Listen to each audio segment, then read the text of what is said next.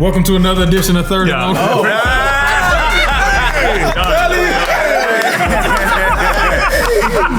glad.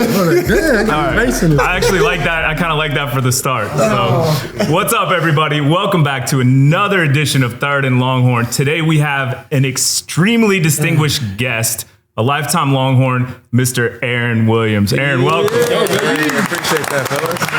Warm welcome. I love that. Man, we always start these off the same way about, what brought you to Texas, why you chose Texas. But, you kind of grew up in the backyard of Texas. So I think, honestly, a better question might be, was there ever a chance you weren't going to play at Texas, or did you already know? Yeah, no. I mean, I've always wanted to play for Texas just because, Jay Hills and I have the privilege of having connections or siblings who were there before we were. So we had the time to go in there, see the guys, check the facility out, be around the coaches more than your average recruit. But for me, I was actually going to go to Auburn first. But then Coach Muschamp, who I was like in contact with the whole time, decided to come to Texas. So I was like, well, that makes it a perfect match. So when he came to Texas, I was like, I always knew I want to go to Texas, but like something about Will Muschamp's like defensive scheme in mind, I felt like I would fit best in that. But when he came to Texas, it was like, it's a no-brainer. So it was easy. I never knew you were going to go to Auburn. You learned something new. I got a question, too. So you talked about your experience and how you and Jay Hills came in. Well, let me say Jay Hills' second time being recruited. Wow. Because we know he was here for forever. Yeah. Wow. Being that UT was so close and in your backyard, was it something that you aspired to do, like going to the games? Is it something that caught your eye? Was it just the culture, the chemistry around it? What was it about it? For me, Mad Dog, from them I know, is the old strength condition coach while we were there. Coach Mad Dog, his son, we went to middle school together. We became real close. And then I think just one day, he's like, hey, yo, what are you doing Saturday? You want to go to the UT game? And I was like, sure. But then, I'm thinking, I'm going to be in the stands. like a normal person. You got that experience. I got that VIP experience. So we went in the locker room. I watched pregame. I got a chance to talk to guys. I'm looking up events. I'm like, wow, I seen you on TV and I'm in front of you. DJ, I was there for way back before I got there. So it was like I've already had the connections. I already had the relationship with most of the coaches. And I really didn't, that's one thing I kind of regret. I didn't really take any visits or anywhere outside of that. So Texas was locked in. Yeah. And it's in our backyard. And at that time, it was after 04 Rose Bowl, after the 04 and 05 Rose Bowl, it was everyone was talking about Texas. Yeah. So it was a no-brainer at that time to be I'm trying to get me a championship too, so why not go backyard? Well, when I think about it, our recruiting class, my first and only time being recruited, and we got there after Fozzy. I think about Fozzy hosting us on recruiting visits and things like that. Crazy. He saw you in the locker room. He talked about DJ and VY. You were there too. Up on the wall. Real talk. Jay Hills. I thought Jay Hills was part of the players. Real talk. I ain't gonna lie. Jay Hills was always at the summer workouts, spring workouts, the meetings, and I just always see Jay Hills around. Yo, you was young. You was young. I'm not too lying. You acting how they be on First 48. You was there. But look. Jay Hills had the same outfit as the players did, so I'm like, the same. But then when I got there and I realized we're in the same recruiting class, I'm like, how? He's been here for 2 extra years. So we couldn't have scripted that any better. Hey, that's not what my question is. You were, if I remember right, you were the top safety, and you were also the second best corner in the 2008 recruiting class. That's crazy. You go from playing at a level that we just don't see at the high school level to having to go earn some minutes. Yeah. What was that transition like? What that feel like? Or did you think yo, I obviously am the best y'all seen. I should be playing from day one. What was that like? I got a rude awakening when I got that summer workout. I think we all felt like that coming out of high school. And at that time, it wasn't a lot of talk about once you step on campus, those 5.4, 3 stars go out the window. Mm-hmm. So I came in with a little chip on my shoulder, but I remember the first 7-on-7, the night 7-on-7 practice, during the camps. Mm-hmm. I remember getting able to be a part of it. Before, I used to be a audience member, just looking and be like, man, I'm gonna be there one day. So then come in, you know, have my gloves behind me. I thought I was swagged up. It was Earl, Curtis, Dion Beasley, Ryan Palmer, and I think Blake, because Blake went in early. And when I went up against Jordan Shipley my first time. And welcome to college football. And it was really like a welcome to college football because, I mean, you see Jordan on the field, but like you have the confidence. You're like, man, I'm me. You know what I'm saying? Yeah. Nah, I wasn't me yet. I wasn't me yet. And you know, got a little mixed up, but I bounced back. It wasn't like my rep was bad and I was like, dang, I don't know if I can. It was like, oh no, I gotta get my get back. Right. So I the next rep, it wasn't even my turn. But me, I'm like, I'm trying to prove myself. Right. So freshman ain't supposed to do it, but I was like, I'm going. Yeah. Went back up, won that rep, and then right there I was like, man, I belong here. Yeah. Like my hard work is proven. My confidence is there. Like I think I can start this my first year. So right then and there I was like, okay, as long as I keep my work ethic up, there should be no excuses for me not to be, successful in where I'm at. One of your coaches was my coach Dwayne Akina. Yeah. Coach Akina's always been one of your biggest fans. I appreciate from day one. That's my guy. What are your thoughts about how he was able to help you become the best version of yourself as a defensive back? I'm gonna be honest with you. Like I always give Coach Akina the praise for making me a great defensive player. But honestly, man, that made me a great man. Like he built me up to the man I am today. Yeah, my priorities were changed. You know, we had a one-on-one talk in his office, what my goals were, what he expected from me, and he gave me the opportunity to prove myself. Not a lot of times a freshman can come in and feel like they can have some playing time, right. Especially at a university like Texas where we already got the top dogs. And I remember Mack Brown telling me this in his office, and it's true. He was like, we would love to have you here, but if you don't, it's okay. Because we got others. You know what I'm saying? At that time, yeah. At that time, it was real. And a nice way to keep it real. And it was real. And it was, because at that time, man, Coach Brown, two back-to-back Rose Bowls, the best recruits. It was, at the time, it was like, in a nice way, we don't need you, but we would love to have you here type. And I took that not in a negative way. I was just like, took that as fuel. Like, okay, you really gonna understand that when I get here that you glad that you recruited me. So Coach Akina just took me under his wing and gave me the gems, like the true gems of not just the game. Like we all know we have physically can do it, but mentally separates the good from the great. Yeah. And I'm telling you, when you're in that meeting room, you ain't no playing with that phone. Ain't no, you locked in. Now, I'm sure you have a lot of stories of guys not really like paying attention, and Coach Akina really, I got some stories. Oh, but man, we used to hear him down the hallway. I'm not gonna lie, and shout out to my guy Shocky, but every day, all you hear is Shocky. Where is Shocky Brown? Who does he think he is? Michael Hoff? Macron Griffin? He ain't make it. Where is he at?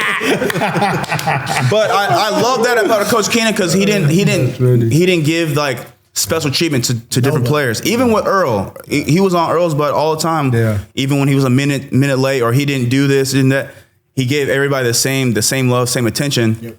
And it made us grow as a group. There was no dividing one each other. It wasn't like, oh, he's a starter, like mind yours, I'm a starter, let me do. It was like Ryan told me, hey, this is what we do in a nickel patch just in case something happens. Yeah. Mm-hmm. And that's what happened to me freshman year against OU. Going into halftime, Ryan pulled his hamstring. Going into the locker room, Coach Akina was like, hey, you're going in. Hey, Palmer's down. And, hey, we need you to step up. So it was shocking because it was like, okay, they really have, like, they trusted me to actually go in. And y'all know, ain't no bigger game in the whole year besides OU Texas. So going out of that tunnel, it was a different crowd of noise. You know what I'm saying? When you know you're not going in, you over here like, dang, okay, like I'm here. But when you go in the game, all that goes. You don't hear no crowd. All you see is your guy, and you just focus on doing your job. And for me to go out there and just hold my own, you know what I'm saying? Not do too much, not do too little, but do exactly what I'm supposed to do. And then have the coaches, you know, have that ability and trusting me to put me in a package even after that week to go in.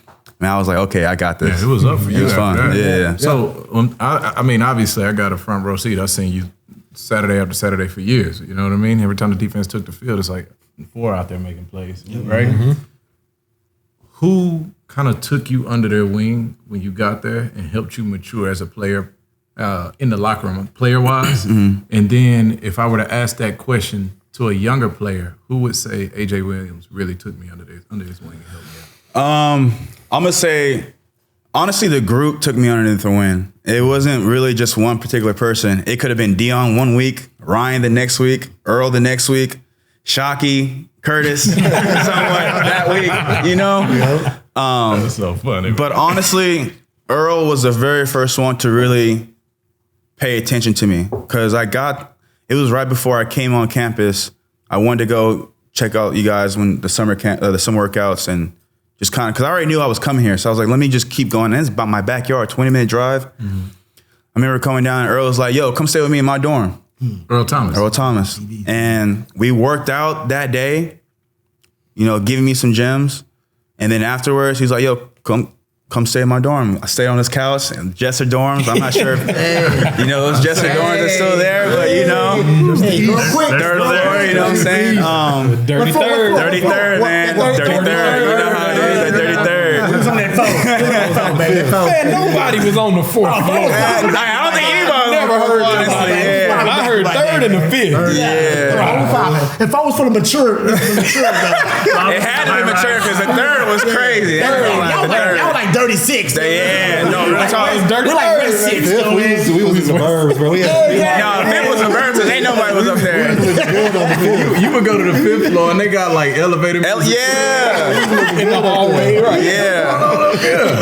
But yeah, he allowed me to stay with him for a little bit, and I thought that was really cool because honestly, Earl didn't know me. You know what I'm saying? He just knew that this kid from Round Rock was coming to be his teammate, and he just like, all right, we trying to win something. Like there was never an ego with 08, 09, 10 while I was there. It was always like, let's bring each other in. You know what I'm saying? Like you're my brother. Like I'm looking out for you.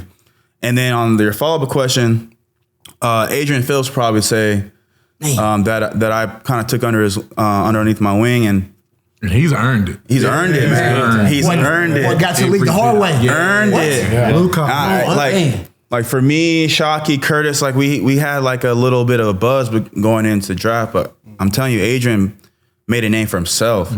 I remember him coming in and he just on my hip always just asked me questions, and it wasn't like bothering me. It was just like he's trying to like, man, I'm trying to be a part of what y'all have been creating. And he came in, and when Texas State came in for our 7-on-7. Oh yeah. I'm not sure if they still do it now, but for those that don't know, back in the day, we hated playing each other all because we see each other every day. I mean, at some point you would know what moves each person's making because you see it every day. So we went to our little brothers down the street. No disrespect, but y'all are our little brothers.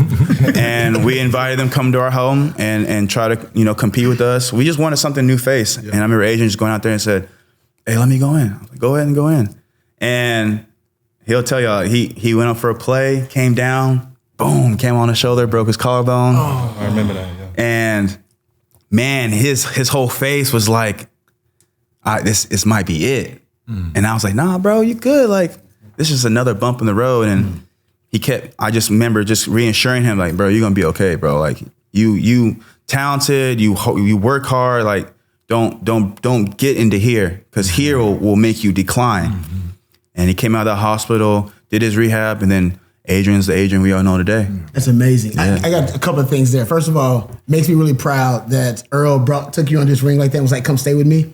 In 99, Joe Walker, who you don't know, old heads, Greg Brown. I know Joe, You know Joe Walker? Yeah, and GB, Greg Brown. Yeah. They did the same thing with me. I was coming down just to work out, and they were like, oh, man, you're going to, I was like, yeah, I'm going to drop back to Houston, and I'm just coming down to work out. He was like, no, just come stay with us. Yeah. I was like, what? He's like, just come stay with us. I was like, man, staying with college? It's on for my mom was like, yeah, they gonna take care of you. You can stay with them. I was like, all right. I went down there and stayed, and they treated me just like brothers. I'm glad that tradition was still the same for sure when you got here, man. And I think that's why UT is UT. Yeah. You know what I'm saying? I've when we go to the league, we talk to other players that have been to other schools, and they don't have that bond like we did. They don't have that love that.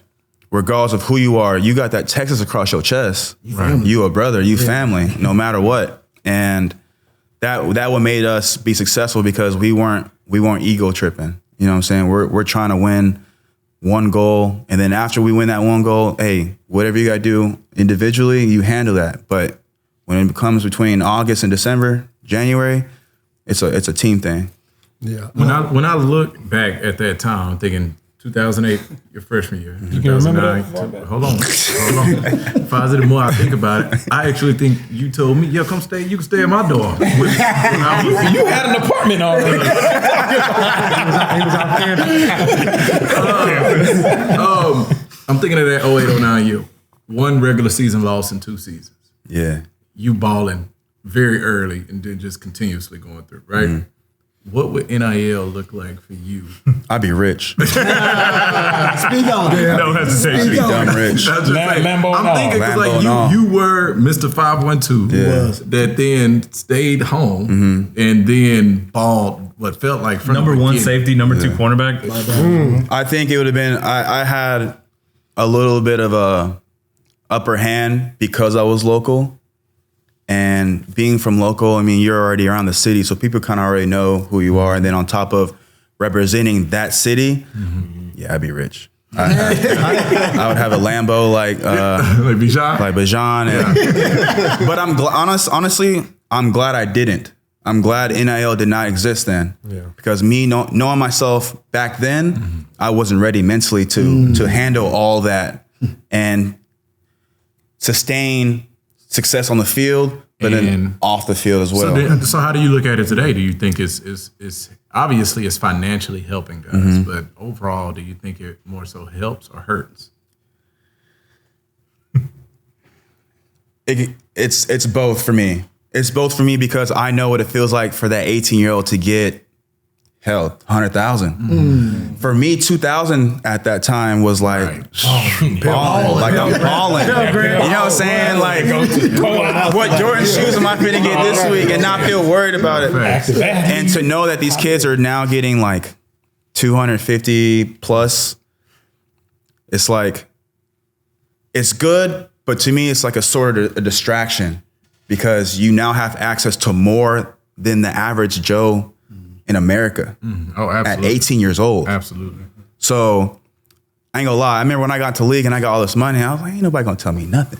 And that was at 20. So imagine me at 18 driving around a Lambo at University of Texas. Come on. I feel like the distractions mentally would have been a little bit different, but I also feel like UT sets it up to where they have people in place to make sure that guys are still in line and don't let that distraction affect them in school. First of all, let's not like school comes first before anything, and then obviously how you produce on the field. So I kind of agree with that sentiment. So then I guess the question for AJ and the group, is it harder to be successful now?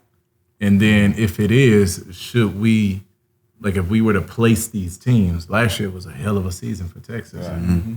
Knowing what we know comes with all of that, and they getting paid way different than we were. Right. Is it harder to be successful now? Let me start off. I'm the exact opposite of Buford, and if y'all don't know, that's Buford, right? Yeah. Give me all the money at 18, 19, 20. Give me all of that. Well, I want it all. And I think, honestly, I don't think you give yourself enough credit. Honestly, if we were in today's time and you were balling the way that you were, I vividly remember the Arkansas game. Which was your true freshman year, you talked about Palmer. We beating the brakes off of Arkansas. Everybody, yeah. And man, that was I know you talked about going against Shipley as your internal, like, I've arrived, I've made it, like, I know I belong here. But to the rest of the world, whenever you made that play in that Arkansas game, caught the pick six, took it back to the crib, that was like your coming out party to everybody else. And I think that was truly amazing to see you do that, take on all the responsibility against an opponent like Arkansas, who we know that's a rivalry game, tried and true, and it's going to come back again this year. I can't wait for it. But you made a big play in your first opportunity to make a big play, and you did that. And so appreciate that. And also knowing your mom and your pops, man. Yeah, man. They weren't gonna let you go crazy. Now that I think, They weren't gonna let you go crazy. I didn't put that. Yeah, I know your dad. I didn't put that in the factor. Like, They was not gonna let you go crazy. I came from a 2-parent home, middle class. You know what I'm saying? I'm very, very much privileged compared to the teammates that I know. I know all their stories. Not a lot of them came with 2-parent homes in the middle class. You know, some really came from the gutter, like the dirt. You know what I'm saying? And for me, I had parents who were educated, masters. You know what I'm saying? Like, they weren't going to let their son go off the rail. But at the same time, they had to allow their son to grow and figure out who he is as a man. And even though my parents were in my backyard, they weren't on me all the time checking up because they knew, like, hey, our son has to, he got to grow. He got to become an adult. But I actually had that privilege of, if I were to kind of go off the rail, like, my parents were 20 minutes down the street, Coach Akina just make that call to my dad. You know, my dad would be at the practices all day. So it was hard for me. It took 20 minutes, he'd be there in 18. AJ Pops could be there, and Frank Dean is opening up the gate. I'm telling you, he was. But honestly, like, I joke around about my dad being there, and it's like, oh, my dad's here, but like, man, it was fun to see my dad, just to show him, like, Dad, look what you did. You know what I'm saying? Look what you created. Look what you have raised to be an exceptional man. And, you know, just see him just be proud every time I'm out there was amazing. And I just kind of want to piggyback off that real quick. Just being a local guy, I want to speak on your pops too. Yeah, he had a big influence, man. When you just talk about, like, kids coming up through the pipeline, like Pop Warner, middle school, you know, your pops goes through all them recruiting cycles and circuits. He always looked out for me, man. He always had an ear in me. And even though I had my own pops too, but, you know, he was like my second pops. Like, gave me that good wisdom. So I just want to shout out. I ain't gonna lie, I appreciate that. My dad's more famous than I am. Like, they would come to me and be like, "Hey, you Anthony's son, huh?" When it comes to the All-American game, your pops my pops is the man. My pops is the man, not only in Texas but the whole nation. You know what I'm saying? He's helped kids. CJ Stroud, he helped CJ Stroud get to where he's at. There's a lot of kids that are big time names that were no one that my dad was like, no, you're going somewhere, and just gave him that energy and just help any way he could. So yeah, my dad is amazing. I'm going back to, I'm still stuck on that story with Shipley and the first time. That kind of tells me who you are and why you made it, because a lot of young players are getting that situation, have some adversity and kind of fail a little bit. And they're like, they start second guessing themselves or losing their confidence. And you did it. You did the opposite. You're like, nah, like I got to get this in. So from some wisdom from a high school or college DB, what characteristics, what components, what habits that can help them to inspire them to be great? Because you honestly, Aaron, big time. I don't know if I told you this before, but when you talk about DBU here, you're in that small circle. When you talk about like for real, you're in that small circle. So tell young DBs that's aspiring to be great some habits and some characteristics that you have to have. Gotta have for sure. Or I would tell you better have that confidence. Swagger. You better have that confidence, and you better have the will to erase mistakes. Like, move on to the next play. Short-term memory. Short-term memory. Like, don't let that last play affect your next play. Especially at DB. I mean, Rod's been around the greats. Huff, Griff, Cedric, like all those guys. Greats. They've gotten beat here and there. But what made them great was, like, their mentality was, nah, you didn't beat me, I allow you to beat me. Exactly. You know what I'm saying? Like, I messed That's up. the most DB answer. It's true though. Like, Imagine taking an L on a rep and you say, I allowed you to. you have to because, and here's why I say that. Break it down for him. Bro, you already beating me because you're going forward while I'm going backwards. Yeah. So you already have an advantage. That happens every day. Yeah. You can't pick this day that you lost the rep and say, Keep chopping. Keep going. No, but that's just the way it is. Like, You did sign up for that, though. oh, 100%. But in actuality, that lets me know I'm already a better athlete than you because you can't come play on this side. Why Coach Akina always say whenever the running backs get to county fair, yeah. he's sorry. That's exactly what he's saying. Every time we get to county fair, Coach Akina's words against him now. Come on now. Every year. athletes are Every year. I ain't gonna lie, Akina come up he and did all that. He did all that so y'all can have confidence in yourself. But just the confidence, short-term memory, and the will to want to be great. Yeah. You gotta want to put in the work. Like, everyone has physical ability. Like, everyone's fast, everyone's strong, everyone's quick at that level. But like, what is your at mentally? Like, how well do you know the game? Mm-hmm. Like, it ain't backyard football no more. You know what I'm saying? You got to find the little bits and pieces that give you an advantage. Yeah. Like, oh, he 3 yards outside the hash. The only percentage of him doing a route is like 25%. This goes in your head right before the snap goes on. Yeah. Mm-hmm. What down is it? Who am I against? Who's the quarterback? Yeah. What formation are they in? Yep. Like, what's the weather? Is it hot? Is it cold? Is it rainy? You know what I'm saying? There's a lot of factors that go in, and that just comes in with practice with having a great coach like Coach Akina, and just letting you know, like, the reason why Michael Huff was what he was because mentally. The reason why Cedric Griffin, Michael Griffin, all those guys was because they separated themselves because they were in that film room. Mm-hmm. And that's what Coach Akina applied to us. Like, every day. If you're on the film room, don't even ask about coach. Don't ask coach about getting the game. You know what I'm saying? One player that I think I've seen that with more than anybody was Blake Gideon. Oh, yeah, 100%. Yo, real quick, shout out to Blake Gideon because he honestly didn't give the flowers and the credit that he deserved. Absolutely. Oh, like, absolutely. Sure. I don't think anyone knows how smart he is. He started more games than any other DB in the history of DBU. You know what I'm saying? Blake Gideon. That's 100%. Started more games than any other DB in the history of DBU. Yeah, DJ looked like he's about to Google. It's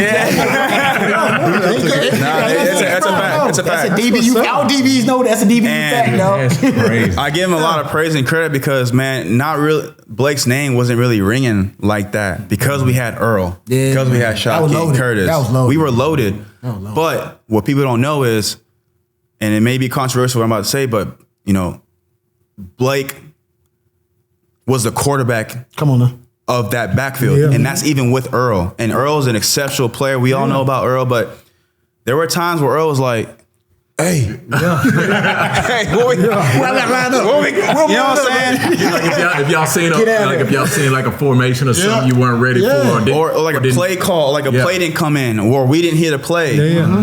Blake was like, hey, do this. Hey, go here. Hey, you go there. Hey, Earl, have the half. Hey, lock. Hey, I got your back. Like, so much communication was from Blake. Come on. One, because Blake got there early, and because Blake comes from a family of, his dad's a legend football coach in the Austin area. You know, coached Atlanta for many, many years. So Blake's been around the game just like me for a long time, but Blake wasn't as fast, wasn't as strong as all of us. And he knew that. And it wasn't like him getting down on himself.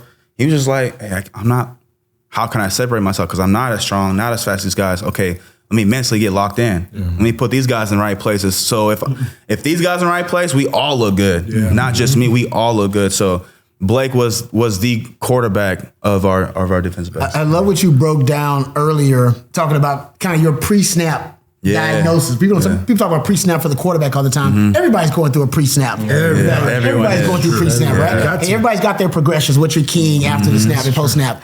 But what Coach Akina turned you into, you were just breaking it down right there, all the clues that you're trying to acquire before the snap. You're a football investigator. He turns everybody into a football investigator. You're trying to acquire clues so you can solve the crime and figure out. Seriously. Come on. Narrow down the That's amount. what we Really do. was. Real talk. That's what we do. Yeah. I'm sorry, because you on fire right now. Remember NBA Jam? He's on fire. Why you over there saying that's what we do? Because it's weird. He's talking about the DB. They line do it too.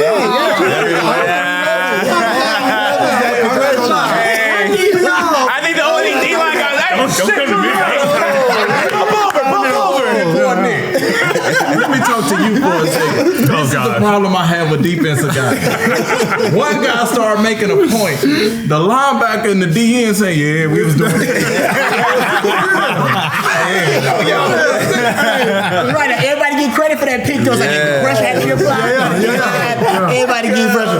But it's interesting though. He just turned because like that's what I think Coach Akina did for everybody. Everybody turned him into a football. Even walk-ons. Everybody. Even walk-ons. Like, because, man, hey, shout out to every walk-on from now, before, because without y'all, we ain't who we are today. Listen to this. Y'all sacrificed y'all's body because, man, I don't know if I could be a wild. I ain't gonna lie to you. But just to go against us Monday through Friday and give everything they have, because Monday through Friday was their Saturday. Believe it or not. That's true. Wow. That's All this makes me think about Michael Taft currently. Michael Taft. Talking about quarterback and defense. I worked out Michael Taft. I worked him out a few times, and he was one of the guys that, you know what I'm saying, like mentally wasn't strong, wasn't the fastest, but he was another Blake Gideon in my opinion. Yep. But all right, that's some of white safeties now. Yeah. Dylan Haynes in there too. You said it. I didn't say it. Nolan Brewster. But Nolan Brewster. Hey, my God. We're gonna look at the Kendall Browns. No, just saying, you're right. They underrated because a lot of people, they assume, oh man, if you're a white safety, you're out of place. But they've actually been some of the greatest players in the history of DBU. For sure. The all-time leader in starts in DBU is Blake Gideon. Top 5 interceptions is Dylan Haynes. Just throwing it out. I love this conversation. Great. Let's throw it out. Tap Daddy earned him a scholarship. You get Arch Manning because of Tap Daddy thrown out there. Please continue. Yeah, but no, taking up my white DB. Rob Preacher right now. He on fire for real. But glad you said it. But nah, the walk-ons really don't get a credit because no one knows their names. No one's ever cheering for them. No one's ever asking for their autographs. Right. But for them to come out and make us better, to have I keep saying team goal, but it is, bro. If one person's not doing their job, the whole thing crumbles. Yeah, right. And we kept every person accountable, from even the coaches to the trainers. Yeah. You know what I'm saying? Mm-hmm. We put everyone accountable. Like, hey, you're not doing this right. We need you to pick it up because we got an important game this week, whoever it was. So the fact that we kept everyone accountable is what made this team a family. It wasn't just like one person was getting picked on. Yeah. It was like, nah, Cole got picked on sometimes too. We talk crap to everyone. It wasn't just one person. That's another reason why we need some policing at those player-led practices. For real. Because it gets intense. It gets intense. Yeah, man. Especially when that person's thinking that he's bigger than the, you know what I'm saying, the team. It's like, nah. It ain't gonna happen. Especially when you got guys like Brian Arakpo telling you. You know what I'm saying? You see Brian Arakpo fight someone and say, hey, I dare someone else to be late. Yeah. You ain't gonna be late no more, I promise you. That was my welcome to college football. And I had the response that DJ was talking about. DJ was like, some guys, they had that welcome to college football moment and they start thinking, is this for me? 100%. Well, had mine been Jordan Shipley instead of Brian Arakpo, I probably would have reacted like that. Rack had me thinking. And that lets you know, and Ryan Palmer was Rack, and they're still great friends. That was his best friend, and we all knew that. But the fact that it was leadership. Leadership is confrontation. You know what I'm saying? Rack letting everybody know, hey, it don't matter who you are, bro. If you're not on board for what we're trying to accomplish, bro, don't even come out here. And that was coming on the back of that 07 year where a lot of people felt like they should have did. This is mostly in the summertime. This is mostly summertime, and it's hot. So you can go aggravated.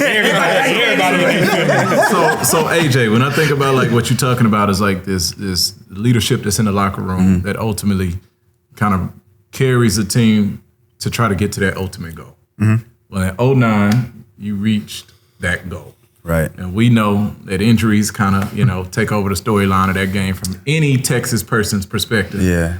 But what is your recollection of that game? Man, I mean, you like man press on Julio Jones. Yeah. That was That was wow. Let's figure out who Aaron Williams is, because during that week we have the media stuff, and you hear what other players on the opposite team are saying. So I remember Coach Akina brought the article in, and I don't remember, some interview was asking Julio, like, hey, how do you feel about maybe Aaron Williams coming and guarding you the whole game? And he was like, who is that? I don't even know who that is. Oh, I love that. If it was Earl or somebody, yeah. And I was like, and I remember they put that right there, that first meeting room. Yeah. And I circled that and I said, all right, bet, we got this. My recollection of that, bro, we had that in the bag. Like, I'm not even gonna lie, like, we were so prepared for that game, that moment. It was like a rerun of the 05 championship team, because all you heard was USC this, USC that, Reggie this, Matt Liner that. And all you heard on the other side was Mark Ingram this, Greg McElroy that. They had the tight end, I think his name was Coffin or something like that at that time. And they had a crazy defense. So Texas had a little bit of attraction, but it wasn't like what Bama was getting at the time. So, man, we prepared super, super hard, and we knew everything they were doing before they were doing it. But I'm not gonna lie, when that one play hit, you can look on film, you can see all the defense players go. We were like like a little bit of deflated, just because it's like, we have great quarterbacks, even backup quarterbacks, they're great. But like, it's a difference when you have that rhythm of the whole year of going in, knowing what you're doing. You have the reps, you're prepared. Man, when Colt went down, first of all, when we saw him walk off, we're like, oh, okay, like, he was doing this whole time, doing a little stinger. And then we literally were watching, bro, I'm telling you, we stopped listening with Muschamp and Akina to look to see if Colt was all right. Yeah. We saw him throw the ball. So we're like, okay, cool. Yeah, we good. But then when he walked in the back. Yeah, man. I remember Roy Miller, Lamar Houston, and one other person. Man, they grabbed us in the huddle and said, hey, we got to step up even more now. Yeah. Yep. We're not having no excuse about, oh, we ain't got Colt, this is over. Nah, hell nah. Yeah. We still us. We still top three defense. And it's time for us to just put up a little extra notch. And right there, we're like, oh yeah, we still got this. Now, we knew we really had it when we had our freshman quarterback, Garrett Gilbert, come in, and we were only down 3 in the fourth quarter. So I was like, oh, no, we still got that. Lets me know right there, bro, if you can't stop a freshman quarterback that just came out of high school, you ain't gonna stop Colt. And you ain't gonna stop Colt. You weren't and threw 3 picks that game, and we were still down by 3. For those that don't know, if you throw 3 picks in a national championship game, man, you might as well call it a game. It should be wraps. But we had time. We had, unfortunately, like that last goal line stand, and I was part of that stupid picture that's still up to this day. On my knees, just looking at Mark Ingram scoring because my little ass couldn't even hold him up. But, that game is still talked to this day. Yeah. And everyone says, if Colt don't get hurt, bro, we win that. Oh, craziest thing, I grew up with a couple of cats that actually went to Bama. One of them being Damian Square. In 1998? Bear Bryant's team. He was there when Sean Alexander was there. So you gonna get in on this? He set it up. I'm saying, from Bama side, they feel like, it don't matter who would have started. Their defense was just like, what happened? Their defense was great, but you barely stopped them. We go back home, Father. We go back to Houston. We gotta go back home. We fraternize with the enemy. I don't think they had a chance. I mean, bro, you went against a freshman quarterback that came out of high school. Right. Yeah. Right. You know what I'm saying? Absolutely. Like, I don't think people understand, like, high school is completely different than playing the national championship game, bro. I know. Against Nick Saban. I love Double G. That's my dog. That's my guy. I'm very happy for him. I think he actually got a Super Bowl win. He does. Yeah, he does. With the New He England. couldn't find his helmet. He wasn't prepared. He wasn't ready. He was scrambling. He was scrambling. He had to buckle up his shoulder pads underneath his jersey. Man didn't think he was playing. Well, y'all talk about that because I don't think of. Yeah, no. I don't think. I want to know on the offensive side. What were y'all thinking? Yeah, tell us this for all the fans because I think this is something that nobody knows. Like the prep going into that game, what kind of snaps did Garrett get? Was it? I mean, it was like no. I'm not gonna say I'm not. Fozzy, I'm curious what your thought is here. He didn't get what you normally right. No, obviously, and there's no fault there. I was just wondering. Nobody prepared for Colt to be hurt. I mean, that kid had no chance, right? Like coming in, deer in the headlights. Are you kidding me? Like that situation. Offense got the tough part is that like immediately coaches are trying to see what he actually knows versus what he says he knows. Yeah, there you go. You know, those are usually sometimes that's different. Very different. And so it's like, hey, you know, I'm not asking you this to grill you. I'm saying I don't want to be honest what you don't. Right. Yes. Yeah. So that made the playbook do this. Yeah. Right. And then, you know, luckily we found we kept running a couple of the same plays just from different sets, and we are killing them with the same couple of things. But I don't think the kid's 18. Yeah, he's 18. Yeah, he was Gatorade Player of the Year. That's the other problem is that he was like the highest rated quarterback. Yeah, he coming in with this crazy rating. He's 18, and his first real bullets, real game. That's crazy. Real first game. This stage with that defense and this team. Here's the other dynamic though that people don't talk about was the first backup was Sherrod Harris. I was going to say it had not been Garrett the entire time. Interesting. And then after that was John Child. Wow. Whenever they wanted to do some of the I forgot about that. Interesting. So Garrett wasn't even the first option throughout the course of the season. It was always Sherrod, and then John would come in, and then Garrett would whatever, right? Wow. And that's been some of the controversy that I've even heard is why throw in the 5-star freshman when you got Sherrod Harris. Wasn't he like a fifth year at that time? So this is senior year. I know it's last year. But he had a ACL. So he had. I remember there was something he was dinged up or something. I thought that's so he had got injured, but John Childs was still the guy that had gotten more reps previously up to that point. And even while we were training in Cali and doing practices, like all of them got reps. Yeah. So it wasn't as if it was just Colt and then just Gary. Yeah, They all got reps. They all rotated through scout team as well. So they was getting reps on both sides of the ball to give a good look. But that dynamic in and of itself is like, man, what if John could have played, or what if Sherrod played? Like, would the outcome have looked maybe different because they had a little bit more experience with the playbook, had more fewer turnovers, playing. Like, and there's no telling, right? Coulda, shoulda, woulda. It's all in the past now, but that dynamic was something that was extremely different because we all thinking the same thing AJ saw. Whenever Colt was walking, trying to shrug off, like, he coming back. He coming back. Then he going to the locker room. We all looking like, whoa, where you going, bro? What? Do we all need to go back or what? What's over there? Can we restart this game or what? What's over there? We all going over there? You need to come check it out over there too? Or they talking trash or what? Like, I will say I remember covering that game, and I remember talking to Coach Brown before that game, and I've said it before. I said it at the time. I've never seen him so confident. He was borderline cocky and arrogant before that game. He knew that Bama defense was not going to be able to stop Colt and Jordan. He knew it. Like you know, Mack's not that kind of guy. Mack's pretty humble. For the game, Mack was Mack president 2020, 28, whatever. He knew something before that game because, like I said, he was borderline cocky and arrogant. Like I was like, man, Mack, you really good. He's like, oh no, we got something. But that's something for him. That's a testament to all you kids out there and everybody that's still playing. When coaches says prepare like you're about to be in the game, that really means that.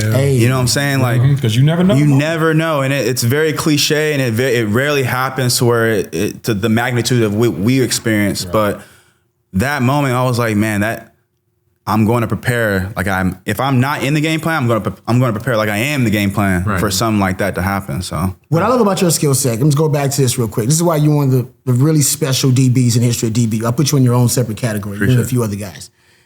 You played safety and corner and nickel. Man, hard to do. At the college and the pro level. Both.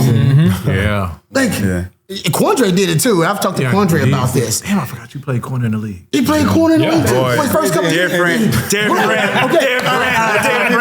dog. I want to give you the floor. Okay, first of all, which one was more challenging at the college and the pro level, and then which one, in your opinion, easiest, toughest to play? No, those hardest is that island. Mm-hmm. That island when you're expected to lock down that person the whole game, you're by yourself. But man, going into the draft, I was at API. And I'm trying to prove. I ain't gonna lie. I was trying to look like I was a part of the NFL, look big and bulk up a little bit. I bulked up a little too much. You know what I'm saying? Yeah. And I came in looking like a almost linebacker / safety hybrid, like a strong safety. Yeah. And I didn't run a 40 time that I was normally used to running. And the API is now Exos. Exos, yeah, okay. I forgot about that. They're Exos now, but so I ran a slower 40 time than I was expected. And still be considered a corner. Yeah. So I got the training camp. I did okay. It was cool. Like held my own, but to do it for 17 games is a little different. Yeah, it is. And when you're going against Hall of Famers, Larry Fitzgerald, Megatron, AB, come on. Like I keep the name can keep going on and on. Yeah. These guys are a master at their craft. You know what I'm saying? And for me, it was like, I could hold up in college because, there's a few bubbles in there. Like, I got it. I'm like, no matter, like, who cares? No matter what. On Sundays, it's every week. Mm-hmm. Every week is a Julio Jones. Mm-hmm. Every week is X, whatever name you want to throw out there. It's every week. Yeah. So the difference for me was on corner, I didn't really have to use this much. It was all just my feet, knowing physically, and I couldn't because at that time I was big and I didn't have that. Yeah. Like I couldn't really move because I was so bulky and I didn't understand. So my second year in the league, I was rated the worst cornerback in the league. Literally, no lie, rated the worst quarterback in the league. Whoa. And that offseason, going to my third year, shout out to Mike Pettin, brought me in his office. He's like, "Hey, we think you are best fit to be a safety, so we're going to save your career." Wow, is that how that feels? 100%. Wow, this is a good example of like sports. Like if you're in the business world, like this is not how this isn't what the end of year meeting looks like. Yeah. We're gonna save your career and move. Like sports is just too to the point. It's cutthroat. That's cutthroat. And I learned, and a lot of the OGs told me, don't take things personal in the league because that coach got to eat too. Yeah. And if you're not doing your job, hey, you got to go. Yeah. You know what I'm saying? We look at coaches as just coaches, but at the end of the day, like their butts on the line too. Right. And honestly, it saved my career. You know what I'm saying? I felt more natural. I felt more comfortable at safety. You could see that on tape. You know what I'm saying? I love just being in front of the ball, in front of everybody and controlling, you know what I'm saying? Hey, go here because I've been watching film. Mm-hmm. You may trust me. You know what I'm saying? It's that trust factor. Hey, shade over here a little bit. They're coming this way. And to have that, I don't know, it was kind of an ego thing. Like, I caused that. You know what I'm saying? Because I pointed it out. I made it happen. So for me, safety was easier because it gave me a free roam to just go the ball. Mm-hmm. At corner, hey, it's you and him. And sometimes what people don't understand is, man, receivers be going seam routes twice and then can do this and then get out. Well, you jogging back like what? Fresh? I can't. Okay. Fresh leg. Yeah. So it was different. As far as that physically, because I wasn't exhausted, because I wasn't trying to keep up with guys who were running 4.4, 4.3s. Great point. Instead, I'm going against guys who are tight ends going to my speed. You know what I'm saying? You out there baiting them? Yeah, baiting them like, you got it, I'm there. But also the difference was I had to be in the trenches too. So I had to have speed, but I had to have the power, strength to go and fill in that B gap. I run that alley. Fill in that alley. Sometimes where I had to replace the linebacker and now I'm taking on a 6'5", 280 that can run 4.7. Yeah. You know what I'm saying? So it was different in that aspect, but I had more fun at safety because I had a little bit more free range. You looked like you were having fun. I had fun, bro. I'll tell you why you were better at safety. It's my opinion. Like I said, if you're a football investigator, at safety, you get more clues. Absolutely, yeah. I got more clues to work with. I can see everything. Everything. So more clues. I'm gonna solve the problem. I'm gonna solve the play. I just need more clues for me to work it out. And at corner, you don't get those. You don't get that. At nickel, sometimes it's hard to get all those. But at safety, man, that view you have. Everything. You see everything. And it seems like, and you got like a half a second to let the play develop a little bit, and then you can react. You can react a little bit slower at safety. At corner, you react a half a second slower. You're done, son. And at safety, you're more involved. Like I had a deeper relationship with my DC because him and I were always like, okay, what works, what doesn't work. And I tell coach, hey, coach, our linebacker can't really cover that running back like that. It's just he can't. So we're gonna have to figure out some. It's a back and forth relationship. At corner, you're looking back like, what do I do? What I got? What's the play? Tell me. All right, cool. Bam. All right, mano a mano. Safety is like, all right. Here. Down distance 3. Okay, man. Oh, I'm gonna shade over here. I'm gonna act like I'm gonna go over here. But problem solver. When that ball snap, I'm going back over here. And he gonna throw that. I'm gonna get. You're the in pick. the chess match. I'm a chess match. It's more of a chess. You're a chess master than a more of like mano a mano. So I like the chess match more than just playing checkers. What's up? Gotcha. Well, let me ask you this, AJ. When you play the game, not many guys get to leave on their own note. Like, and for the people out there, injuries kind of cut your career short a little bit. Right. When something like that happens, I've had injuries in my career, but that wasn't the reason why I'm still no longer playing. Right. So for somebody like you, what effect did that have on you, and where were you at kind of mentally when you had to end your career short because of injuries? Good question. Man, I had just signed my second contract too. Right. You know what I'm saying? I was in my second year, my second contract, and I had my first neck injury the year before. And mentally, bro, we all go through injuries. Right. It's part of the game. We've been doing it since we were yay high. So like a broken bone to us is nothing compared to like to the outside world, because not a lot of people break bones. But for us, we've been doing it for so long that it was just like, oh, okay, we know the rehab process. Right. What injury is it? My shoulder? Is it a shoulder tear or whatever? Okay, let me 2 months there, 3 months of rehab. All right, cool. Let me get my mind right, get busy. My neck was 6 months, 3 months not doing anything, and 3 months of rehab, and then extra whatever. Mentally, it was a normal thing. But that second hit was like, when you're in a business for so long, you kind of understand how things operate. You know what I'm saying? And then in the league, you kind of have to have a GM mentality and also be a player.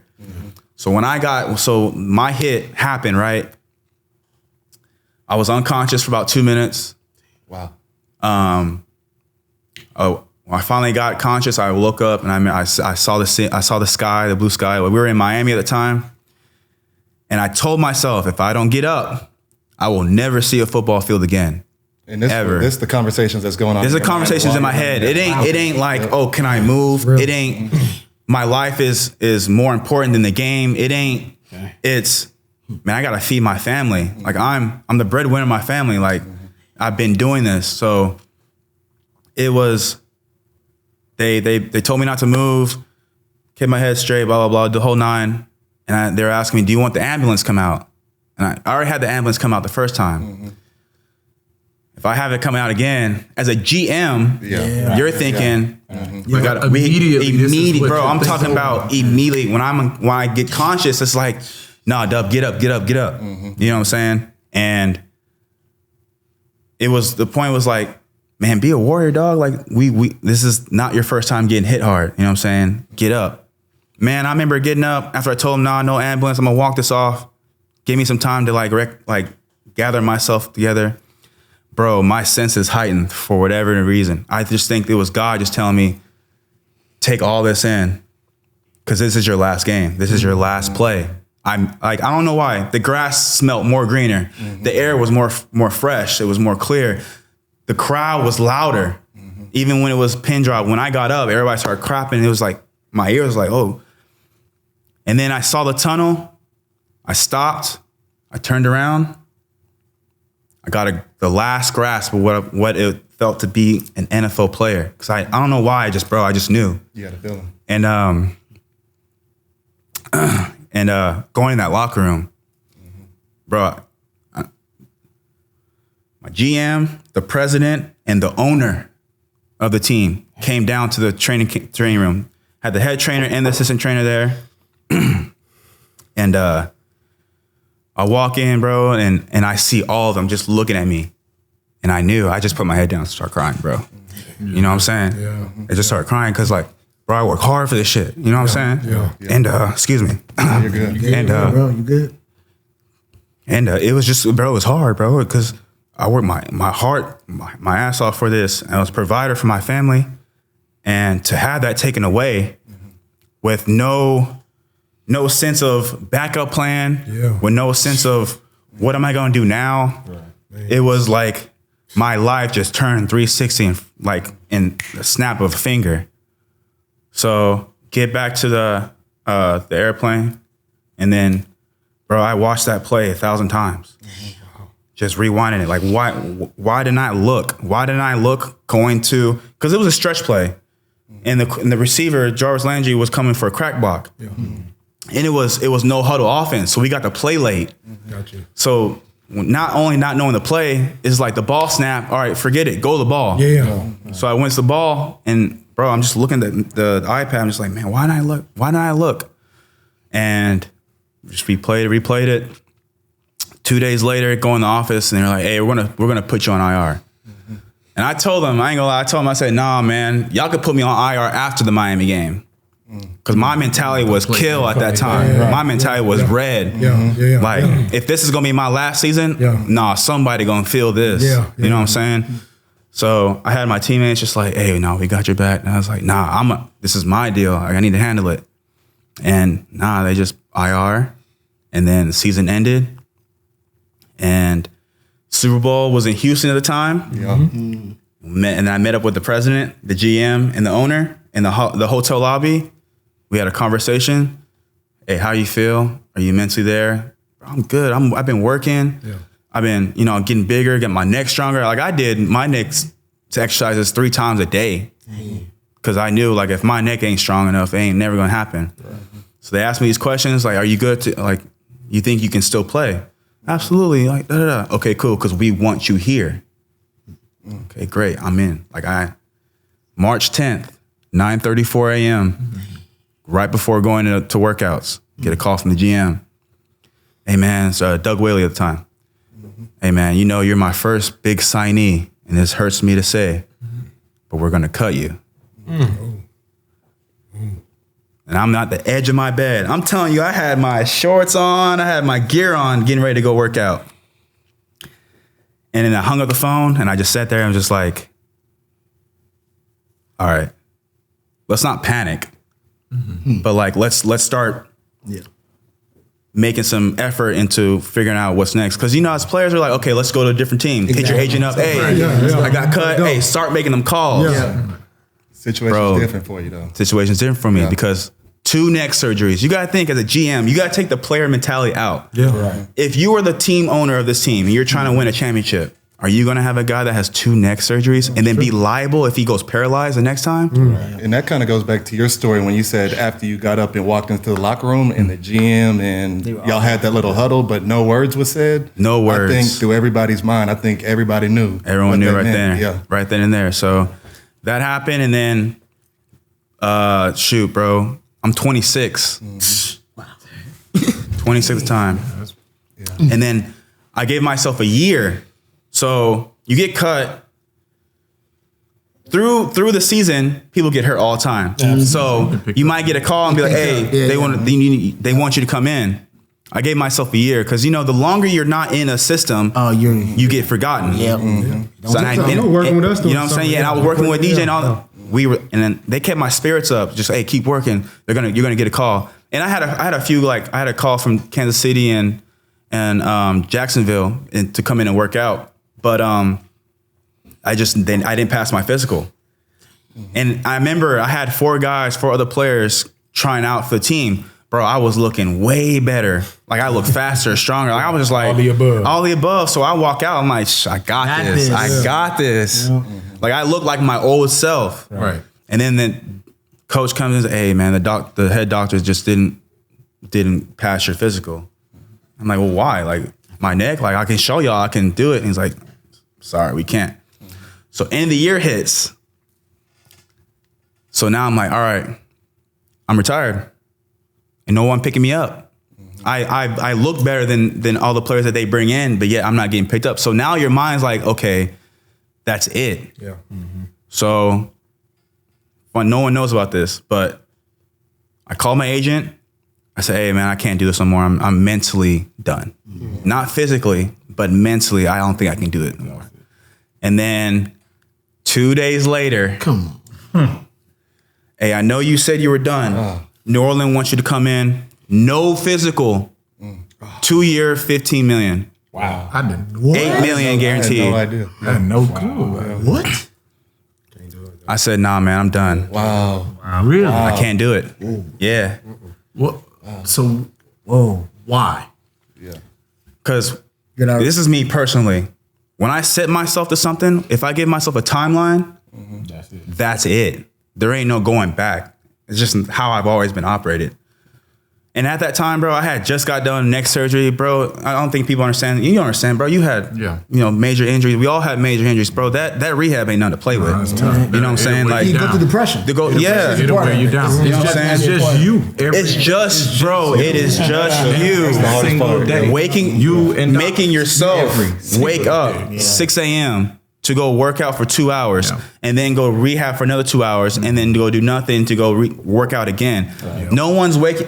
Hey, J.O.'s, get up. You got to go to workout. You got this. You're in your own home, in your own head. The alarm clock is set for you and you only. So at that time, mentally, I don't think I was prepared to do all that over again. Right. So I was like, the money was great. And I always like, I finally got over the point where it stopped affecting me to where I could stop thinking about it. Yeah. But it's good that I made that decision because I may not be here with you guys to this day. Right. You know what I'm saying? I might be in here in a wheelchair. No physical sounds great to go grab this bread for the next 2 years. But Until it affects you. Until you're affected. do you believe that there's a world where who knows what happens? Yeah, absolutely. And I've been told that. And I remember my head trainer before I left Buffalo, man, shout out to him because he's one of my best friends, man. He took his head assistant trainer tag off and put a friend, a person that cares, sat me down and said, bro, you need to stop playing this game. Looked me straight in the eyes, said, I'm not talking from a employee of the Buffalo Bills. This is me as a friend who cares about you. You need to stop playing this game. So it was it's hard, bro. You're by yourself. You're 26. You've had, bro. I had the world to my hands. I'm the man in Buffalo. I'm going crazy. I almost had a Pro Bowl year. Like I'm going crazy, and then to have all the highs and then just be down here, it was wild to me. So I'm 26. Now I'm retired. It's like, what do I do? And then we all get talked about like, hey, have a backup plan because football don't last forever. Right. But in your mind, the player is like, yeah, got it. For you, you know what I'm saying? For you. For you. That's your plan. You got to put 100% into it. You got to put it. You're not thinking of plan B. Right. Takes away a little bit. Takes away. So it was no like, we all can say like, yeah, I have a plan B because we have hobbies. Right. But hobbies ain't bringing in no bread for you to survive. You know what I'm saying? So it's a different mentality. It's a different aspect. Bro, man, I went to a dark hole. All y'all can contest to this. When you're watching on Sunday nights and you're on the couch and you see that guy play and you're like, man, I'm better than him. I know it. You see that guy play. I know it. And then you hear so-and-so made a tackle. He's still in the league? He's still playing? You're looking like y'all paid him X amount? So that mentality put me in a darker space because I wasn't accepting that, hey, this is just your new life. You know what I'm saying? Like, these are the cards that you were dealt with. Instead of complaining about what dealer gave your cards, let's figure out how we can play with the cards we have in your hand.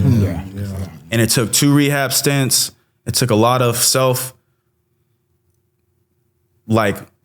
preservation, a lot of self-awareness to just say, man, I played 6 years in the NFL. Bro, I made 2 contracts. And everyone knows that in the league, man, once you make your second contract, I mean, honestly, you set. You rare. As long as you do what you have to do responsibly with your money, and you should be no worries. Yeah. All that started kicking in. I had to just, it was hard, man, because you're a young kid. Right. But the older I got and the more therapy that I went to, it was like, man, you're a walking like goal, what people want to be. Yeah. You know what I'm saying? Absolutely. And it took my ego, it took a lot for me to push my ego aside and just reflect on, bro, I came from University of Texas. I played a national championship. I met great friends. I have Calvin Johnson in my phone. I can call and be like, yo, check up on me. Yeah. I have financial freedom. Yeah. Great parents. You know what I'm saying? Great parents, great family who are still there. So it was like I didn't lose anything. I just lost a little something that I was comfortable with. Yeah. So it took a lot of therapy and stuff to just understand like, hey, everyone's dealt a different hand. Everyone has a different story, but take what you have and give it to the next generation. Yeah. You know what I'm saying? Because I won't be the only story of this happening. I won't be the only guy that got hurt and that was his last play. Right. You know what I'm saying? Mine was just publicized because it was like before the Damar Hamlin hit. That was the first big crazy snap. You know what I'm saying? So now that I've been through the ups, downs, and the holes, it's like I'm so grateful, man. I'm so grateful to go through the dark holes, the darkest times, because bro, I made it out. Yeah. And for all of us, we have players and teammates who aren't with us today because of the circumstances of just mentally they couldn't handle being not being a football player, or they're dealing with their injuries and they don't have the support that they do, and things happen and they're just no longer here. So I've had many teammates and friends not go through that, or that have been through that, and I didn't want to be another stat for that. So is that when you kind of were? Because I think around that time, as I know your journey, so you started to go back around Buffalo a little bit more. Yeah. It was hard to go back to Buffalo, but man, I was trying to find my new niche. And I was trying. It was a time I was like, am I going to be a broadcaster? Am I going to be a YouTuber? What am I going to do now? Yeah. So I was just trying new things, bro. Just whatever to get my mind off the fact that I'm no longer playing. But it was hard because when I go back to Buffalo, it's like I'm going to tailgates. What you remember. You know what I'm saying? I remember instead of me going to tailgates, I remember driving through the tailgate to go to the locker room to get ready to ball out on Sundays. Yeah, people yelling at me and stuff. But now it's the opposite. Now I'm like socializing with the fans, and the interactions are different. And like I'm still me, and everyone's like, "Oh, you're Aaron Williams," but it's like it's a different feel of, man, we miss you. And you keep hearing the, man, you got cut short, and it's like, I know. Stop telling me. Stop telling me. You know what I'm saying? I'm battling that mental. Like, I got it. Thank you. Yeah. But after a while, you just accept it, and it gets a little easier for you as time goes on. But for me, I had to keep busy because I know how I am mentally. Like, man, your mental, your brain can take you places that you could never imagine. You know what I'm saying? If you allow it. Yeah. But good and bad. And for me at that time, it was like all bad, bro. Like, I'm not gonna lie, there's been times I contemplated my life. Like, I don't want to be here because like my whole identity is gone. Like, it's gone. Man, we all been there, bro. So it's like I don't even know who I am. Like, I don't know my hobbies, bro. I've been playing football since I was 7. So true, bro. That's so true. Well, bro, I didn't go to parties in high school on Saturday nights because I was working out that morning and I was too tired to go out. Right. I didn't have the regular agenda to where I'm gonna go out on the weekends. I'm gonna go to this friend's house. I'm gonna go travel here. Right. Nah, I was in the gym, bro. Yeah. I'm with the OGs because the OGs are still playing, so I'm gonna do what they're doing. I need to do. If I want to sustain this life, I gotta do what they're doing. So it wasn't a matter of what is Aaron Williams like? What is his hobbies? What is his interests? What is he good at? What is he not good at? Because, you know, we're DBs. We're good at everything. Yeah, you know what I'm saying? We're great at everything. But wow. Still got it. Wow. Well, but it's just like. Still a DB. He's a DB. I'm always be DB. He's a DB forever, baby. Exactly. Well, man, Aaron, I hate to cut this short because I feel like we could go on for another. Yeah, I know a couple guys got to bounce out, but man, we would love to have you back sometime. No, absolutely. Thank you for sharing, I got one last question. Yeah. because you have made it out now. Mm-hmm. So the one question I do have is like, outside of football, have you discovered who is Aaron Williams? What do you enjoy? I'm not gonna lie to you guys. No, I would lie and be like, yeah, of course. No, still figuring it out. Still figuring it out. You got time. Pickleball wheel, yeah, baby. you know what I'm saying? Me and Fozzy be playing pickleball. I ain't gonna lie, I was a hater of pickleball for the longest time, but pickleball is an amazing sport. But yeah, come through the spot. You know, you have a tournament in about 3 days. Here we go.